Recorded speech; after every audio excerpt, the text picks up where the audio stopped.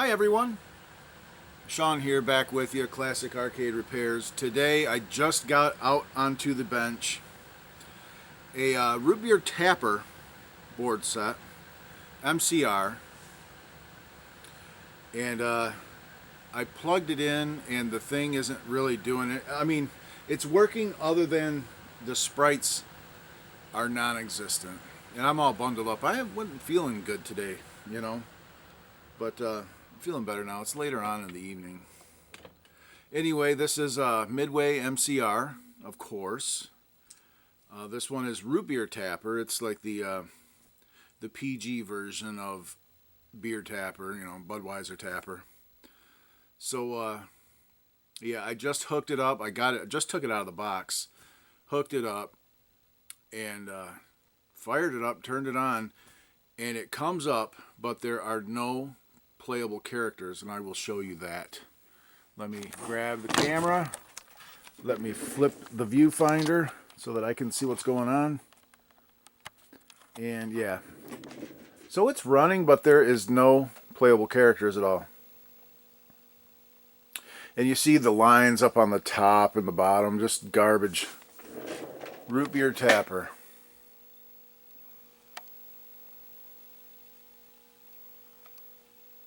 Yeah, so we have video issues. And that could be, well, it could be as simple as bad cables. I doubt it though, because of the lines at the top and the bottom. That looks like logic errors of some sort. So, we're going to take this apart. Of course, I am going to do all of my regular maintenance. I'll go through, and I still get so thrown off of where to look. Do I look at the viewfinder? I don't think so. I think I look right here at the camera, and that's hard for me to do because it's like I'm looking at something that doesn't really exist, you know. I mean, anyway, I am going to do the regular maintenance that I always do.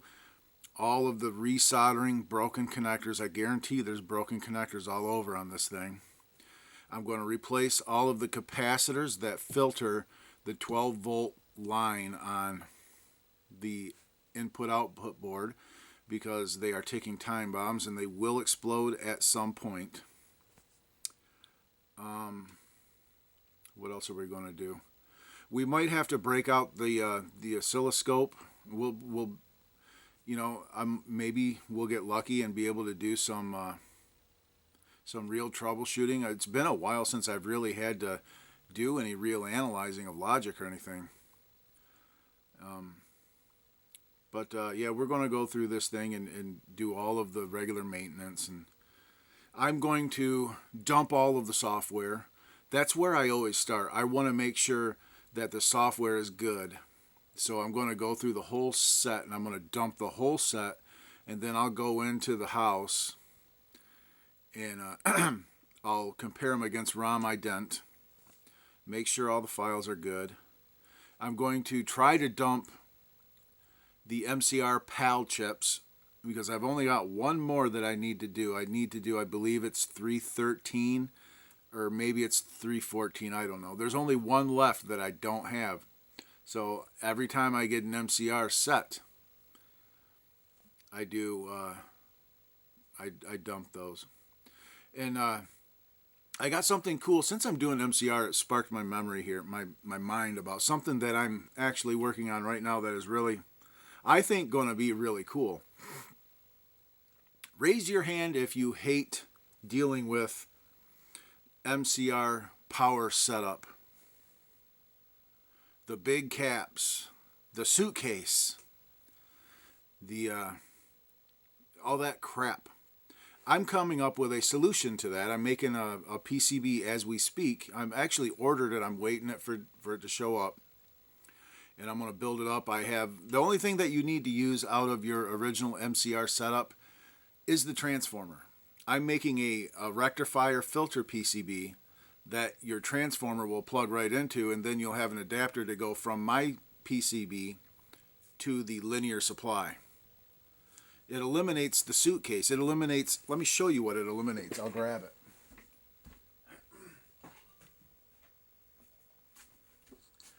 it eliminates this.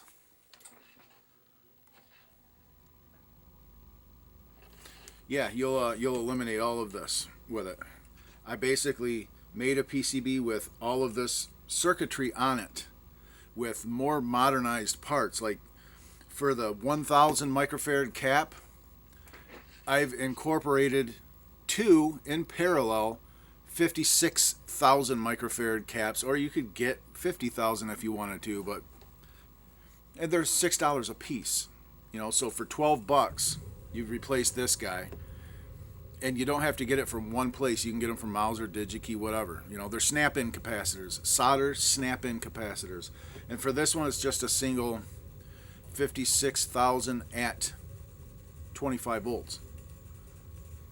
Snap-in capacitor. And it costs $10. And then it utilizes, you know, these are 12 amp stud diodes. I got 12 amp through-hole diodes. You know, a 10 amp fuse and a 6 amp fuse. The same plug connector.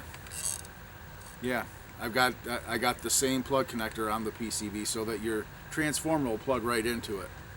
So it's a pretty good, I think it's a good solution to get rid of this, you know. It's more modernized. But that'll be coming up, and I'll be doing a standalone video on that. So that'll be really cool. But yeah, we're gonna back to this guy.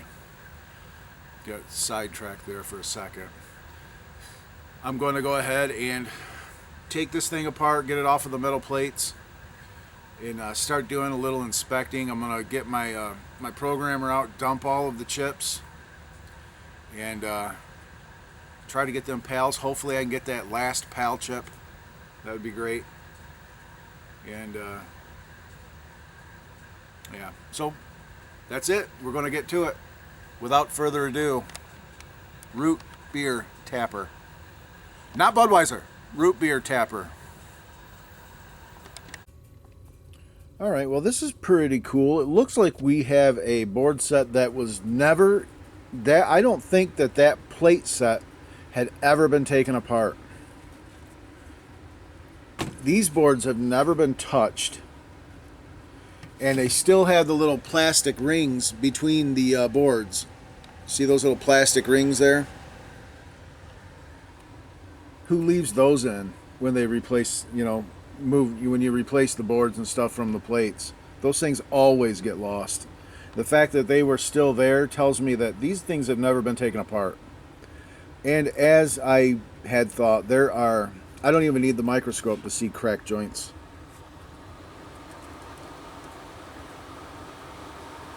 Yep. Come on. I don't know. I don't know if you can see very well.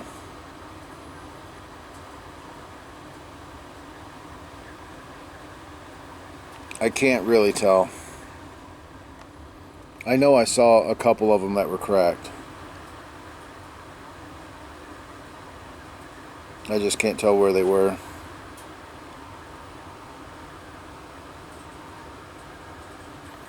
And then the typical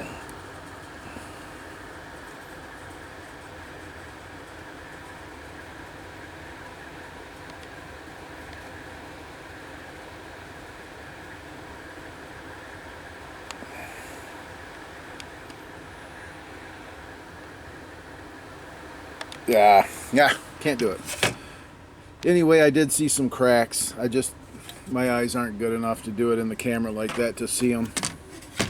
So we'll do all of that maintenance that I talked about. But I just wanted to kind of point out that, yeah, there's no, I don't believe that these have ever been apart. So I'm going to go ahead, we'll do all of that stuff, dump all the software, test all of the RAM, and then move on from there. When I come back, the next frame that I come back in, this thing should be all laid out on the bench, put together, and ready to fire up after all the maintenance being done.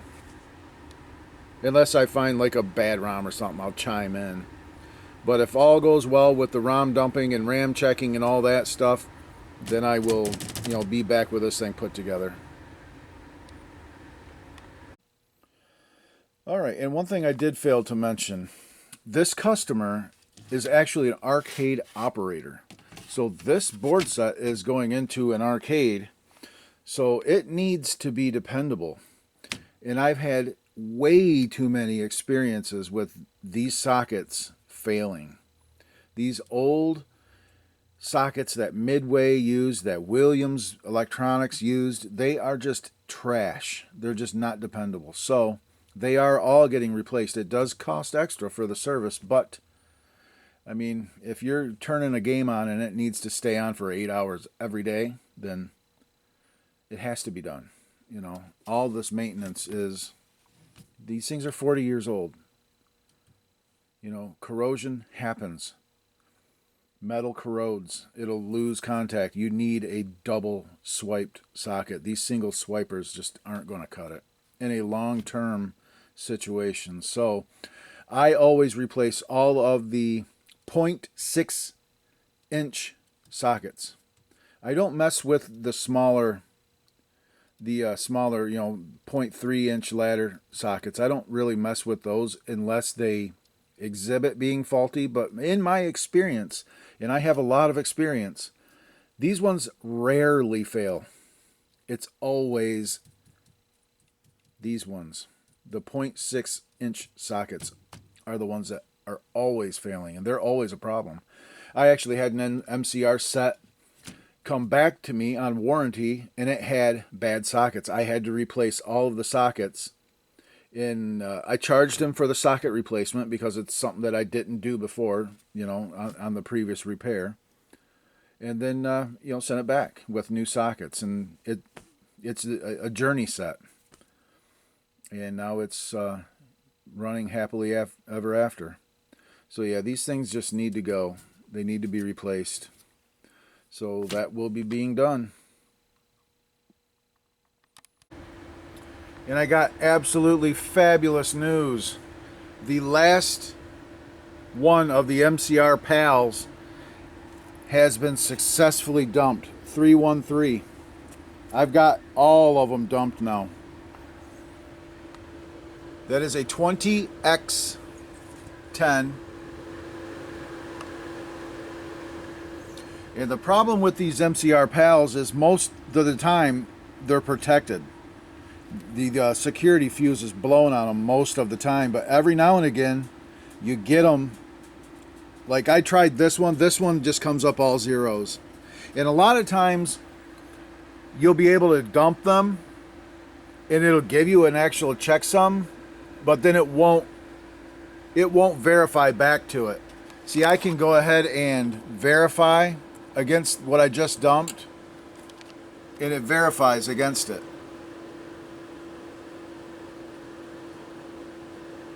See, device verifies with RAM. That means that this one is not protected. Every now and again that you get a batch, I guess. I have probably dumped pals off of 100 MCR sets. And now I finally have all of them dumped. And I have them safely uploaded onto my Patreon page just for storage so that there's another place where they're at. So, absolutely. Heck yeah. That's awesome. All right, I'm going to continue on. I just wanted to chime in. I've got all of the EPROMs dumped, and I just got that guy dumped, which is awesome. All right. And I'll just show you how most of these things are protected. This guy came out of right here. It's a 16R6 PAL. So we'll go to MMI Logic. 16R6 is 21. Okay, and then we will try to dump that. And you see it just comes up zeros. That means it's protected. Yeah. And here's a perfect example of sometimes they'll dump, but then they don't verify back to what came out of it. This one right here is this guy. It's a 12H6. Yeah, this is a 12H6. These are both 20X10. This one's 16R4, or this one's 16R6, and this one's 16R4. But this one, this is the 12H6. And I can dump that. And it comes to $22.89. And I know I've seen this $22.89. I've seen that 1,000 times trying to dump this chip over the time. And then, but if you try to verify it, you verify it, it won't verify. It does not verify with RAM. That means it's just giving you garbage. It's not the file. It's protected.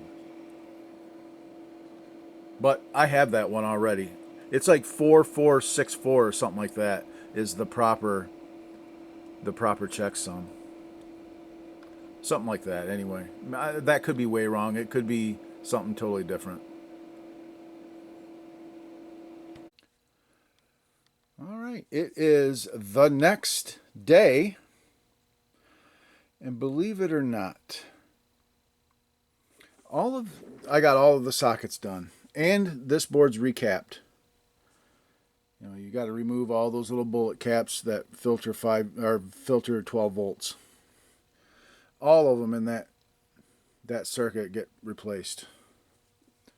All of the sockets are all replaced.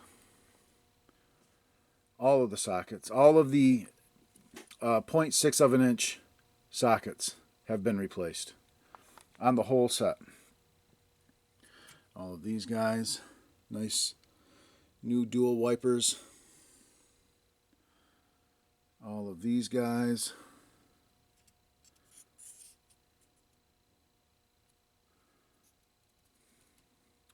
And all of these. And believe it or not, I've reflowed all of the headers. Every header's reflowed. Caps on that board. And believe it or not, all that work only took me about 4 hours to do. All new sockets.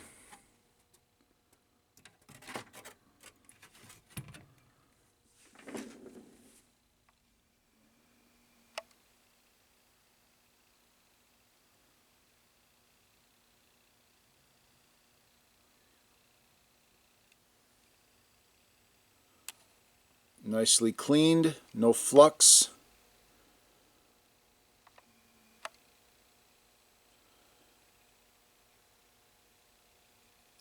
No fluxy mess.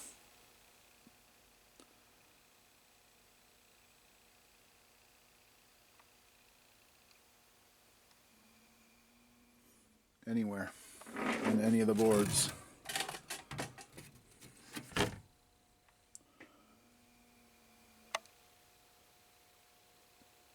Nicely resoldered all of these.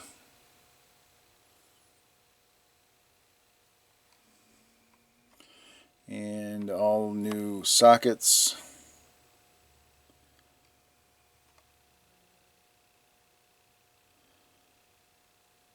That is soldered, it's just shiny.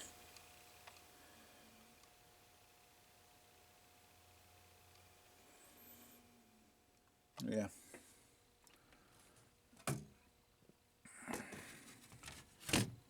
And the boards are nice and clean. And this one here, all pretty.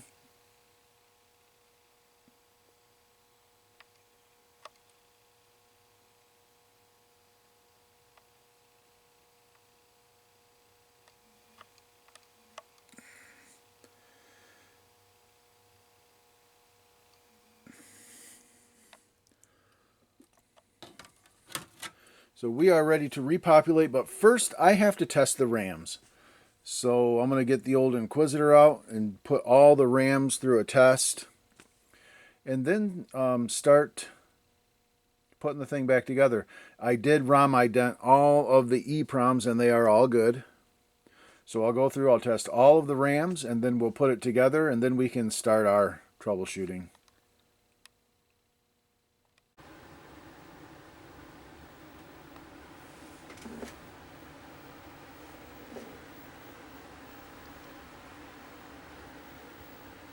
Okay, we're all hooked back up. All the RAMs were good that I could test. I cannot test these four. They're an 82S212, and I don't even know what they are, to be honest. I'd have to look into it. But everything that I could test was good. We're all repopulated. And the good news is we're back to where we were to begin with.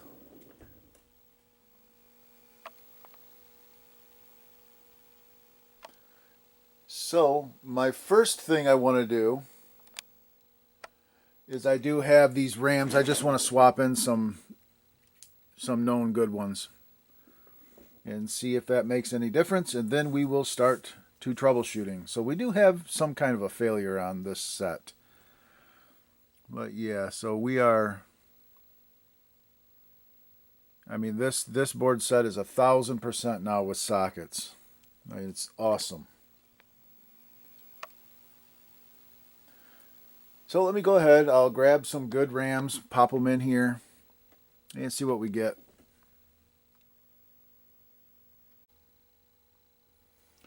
Okay, I swapped in some different RAMs and we have the same issue. The same issue altogether. So I just got the logic probe out, and I just recall having a similar problem, and it was this board. So I just started poking around signals on this board, and I came to this 174. And now on my previous repair that I'm referencing, this 174 was bad. I got up to this 174, and there's something funny about this chip. Here is the clear. Okay, not clearing. Let's turn this off. Okay. Here is the clear input. We're not clearing. This is data. Data's low all the time. Here's the clock. That's the clock. See how it like flashes when I touch on there, and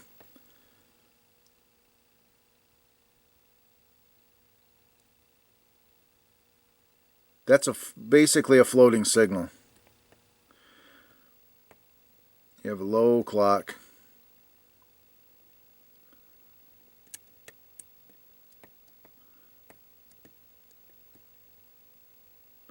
Low data. We're not clocking at all. There's no signal. I want to look at the schematic on this.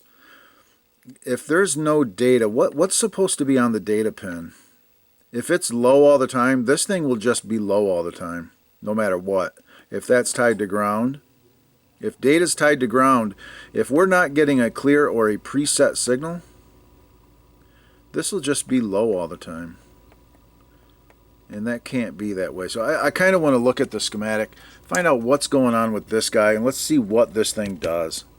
I know it's in the video circuitry because I've had this problem before. This time this chip isn't actually bad. Whatever's coming into this thing is obviously faulty. So we'll have to figure out what that is. Okay, I printed off this part of the schematic that has that chip 10F.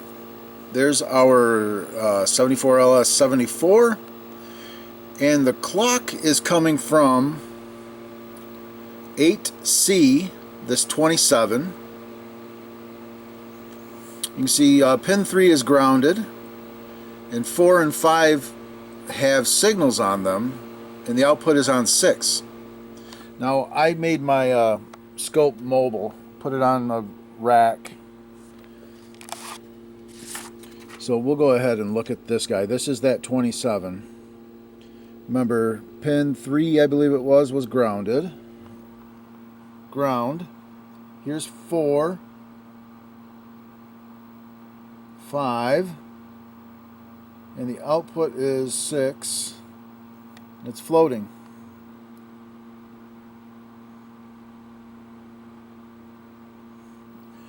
So that guy's no good right there, that 27.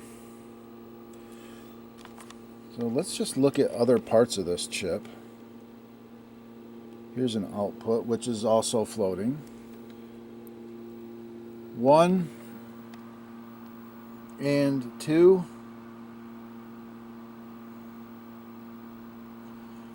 and 14 out, or not 13 out to 12. That output is floating. And then you have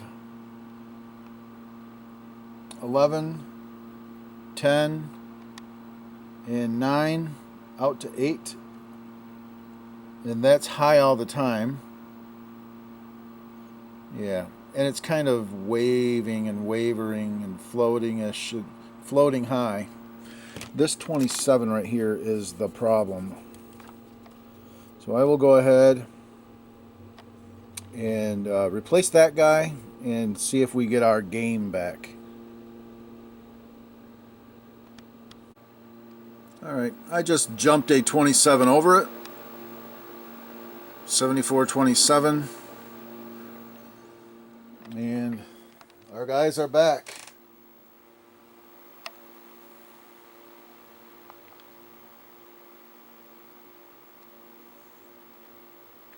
Yeah.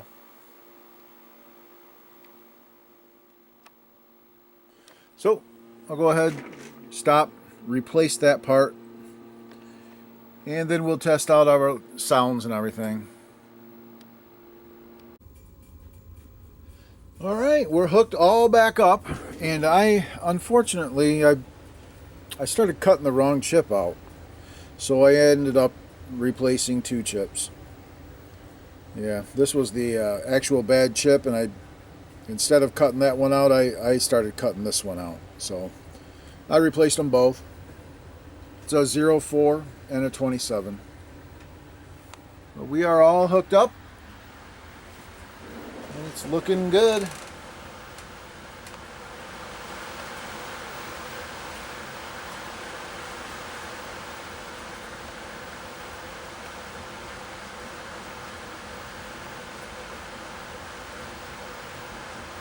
It's looking good. It's looking as it should. And I will start a game.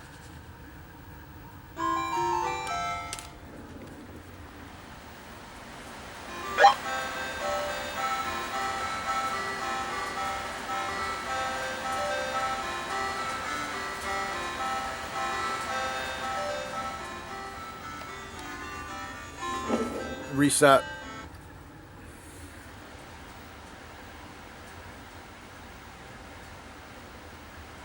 Yeah, and I want to build an I/O harness to plug into here so that I can play this game. So I'm going to remove this from the bench really quick, and I'm going to put together, because I want to be able to play this. So, and I'm going to go ahead and put these on the metal plates. So let's do that. Metal plates, and I want to build a harness because I want to play Tapper. And I will be in my shop the rest of the night playing Tapper. All right, we are all hooked up. We are on the plate. We are connected with the original connectors that came with it. We got all of our new sockets and all of our headers reflowed and everything. I've made this. And it plugs into my harness. So now I can actually play. It's quite simple. This one doesn't look like it's used at all except for coin counter. Yeah, all the controls are this guy right here. So what we will do first is, how about I put this thing into test, reset it, do a channel test, and then we'll take it out of test and we will play some. So I'm going to set the camera up on the tripod in front of the game. Play some Tapper.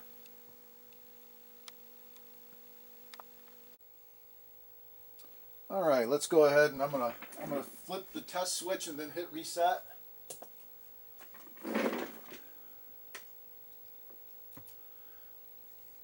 Should come up in test. Let's do a channel test.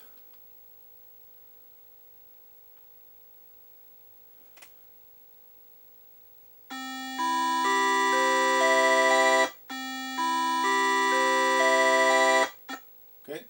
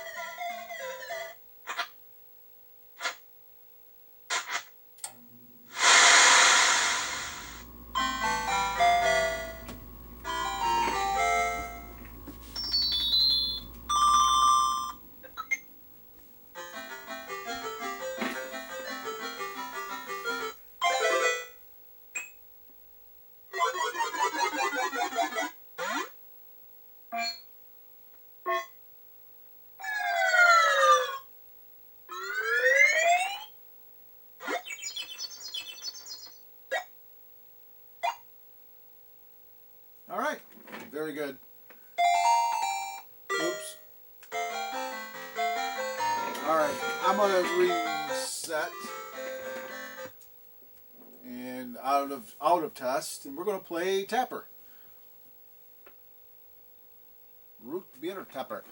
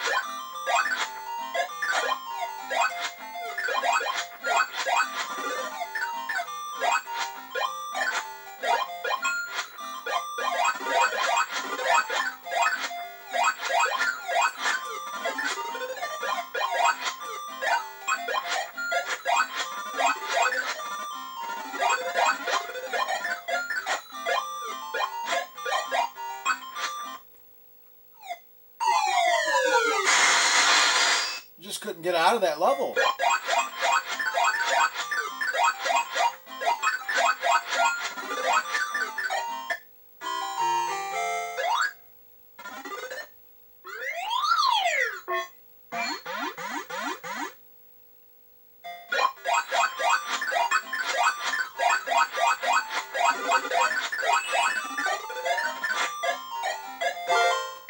Oh, shit.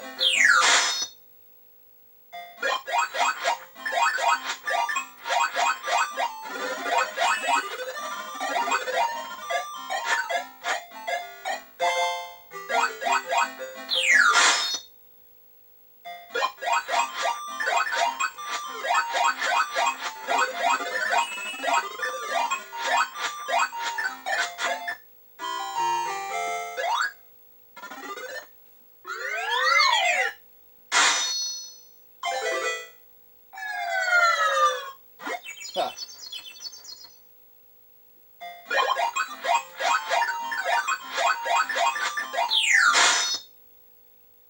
Game over. Cool.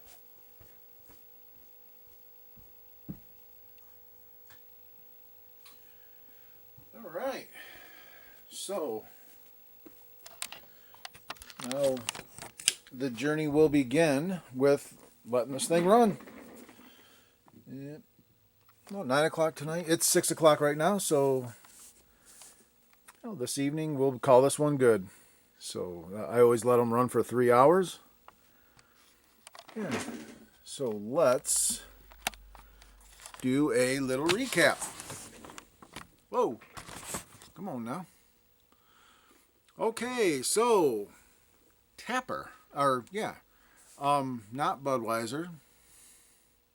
This is regular old, whatchamacallit, root beer tapper. So we, meaning I, replaced all of the bigger sockets. That is one of the number one problems with these MCR boards, is they used those sockets that, I mean, they're famous for. Midway, Pac-Man, same thing. Those sockets, they just simply fail. So we replaced all of those on the set. I dumped all of the ROMs, made sure all the software was good. I reflowed every interconnect on this. Anything that connects to anything got resoldered. We found on the CPU board it had one bad chip, that LS27 was bad. And I accidentally cut away a 04. So I replaced 2 chips. I replaced all of those 10 microfarad. They're originally 15 microfarad. I replaced them with 10 microfarad caps. There's 1, 2, 3, 4, 5, 6, 7, 8, 9, 10, 11, 12, 13 of them that I replaced on that soundboard. I guess that's about it, right? All the sockets, all that. And I was able to successfully dump the last PAL chip. So I now have a successful, verified good set, software set for the PALs, which is awesome. And so maybe I'll pass those files on to Hobby ROM, so if anyone ever needs them, he can burn them for you. I don't want to get in the business of selling chips. I just strictly for repair on my end. So, yeah, that's pretty much it. We tested all the RAMs, and it's good to go. Playing great, sounds great. We tested the channels. Everything's great on it. And I'm going to be periodically playing Tapper. I'm going to be honest with you. Tonight, it's Friday night, and I'm going to be doing some Tapper. I got it hooked up, playing it with the Atari joystick. It's going to be a fun night. So yeah, that's it. We're gonna wrap this one up. Ain't much more for me to do. I'm just gonna sit here and let it run. So thanks for watching. Thank you to all the Patreon supporters. I appreciate every one of you. As always, you're all great. And yeah, we'll see you on the next one. Thanks for watching.